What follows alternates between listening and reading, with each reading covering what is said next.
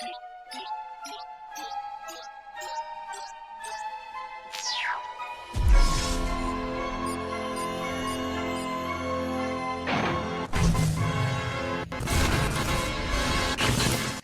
guys, what is up?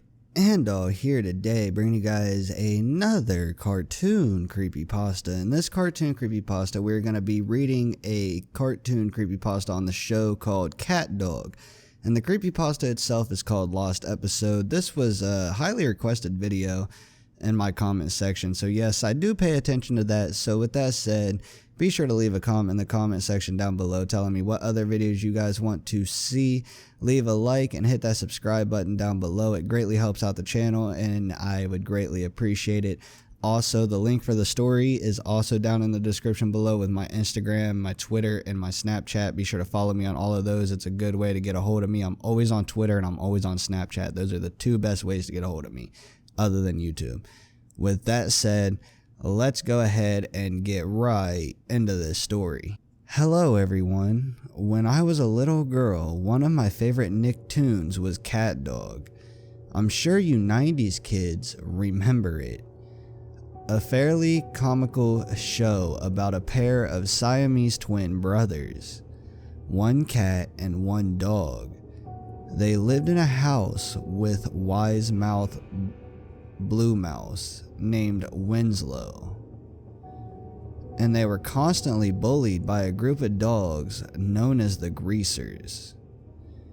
According to records, this show first aired on April 4th, 1998, and it ended with an unaired episode on September 26, 2004.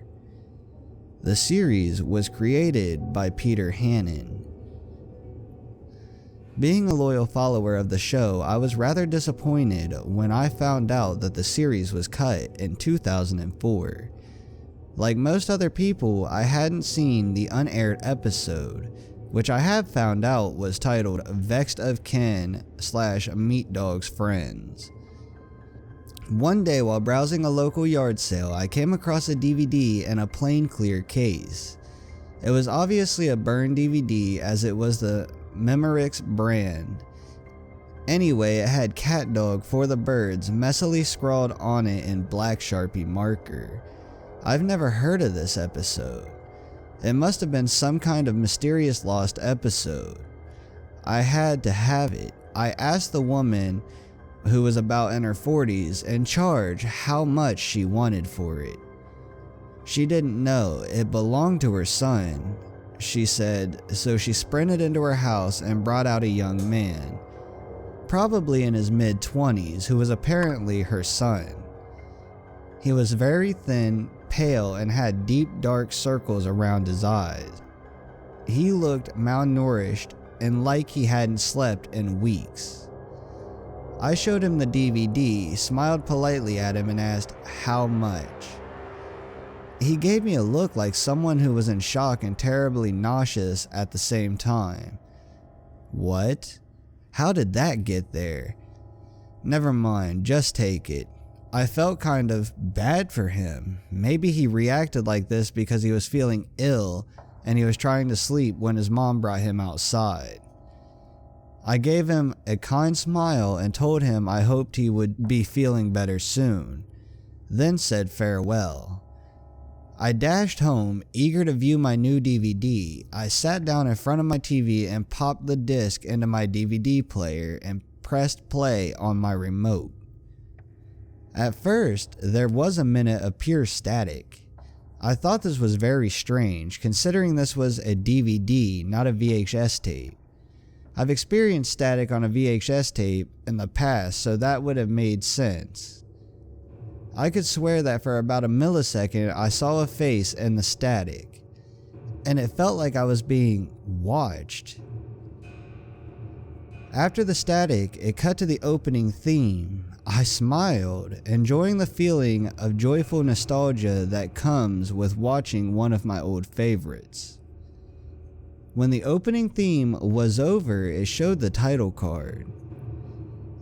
It was plain white lettering on a red background with what looked like vultures in the background. The title said, "For the Birds."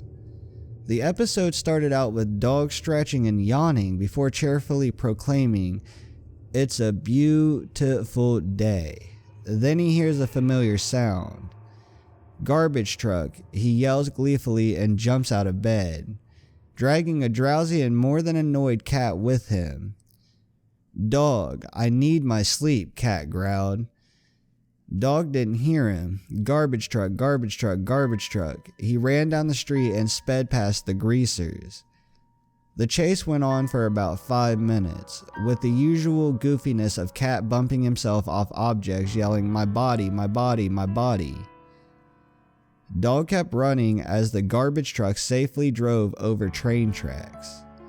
Dog followed after, but suddenly he heard a train whistle and a loud screech. Cat and Dog couldn't get out of the way in time.